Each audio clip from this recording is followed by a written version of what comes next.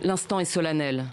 Le Premier ministre français se recueille d'abord devant le mémorial des soldats morts pour la France, avant de rendre hommage à leurs ennemis, les victimes vietnamiennes de la bataille de Dien Bien Phu.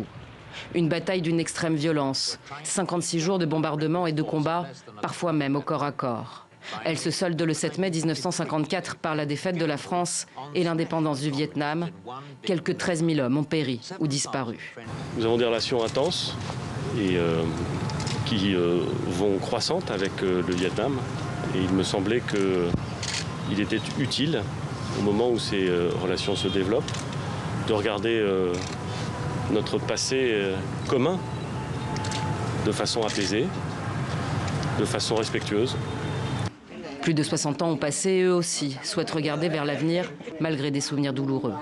Des vétérans qui ont affronté les Français, la liberté et l'indépendance chevillées au corps. Nous n'avons plus de haine envers les Français. Les gens comme moi, qui connaissons la culture française, savent que les envahisseurs nous ont aussi apporté la civilisation européenne. Nous devrions nous dire de vivre en paix, de ne jamais laisser les guerres se produire. Tous sont fiers de ce qu'ils ont fait, mais heureux de considérer comme leurs amis les ennemis d'hier.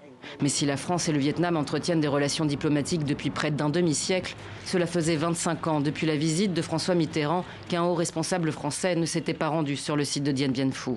Édouard Philippe quittera le Vietnam dimanche avec plus de 10 milliards d'euros de contrats dans ses valises.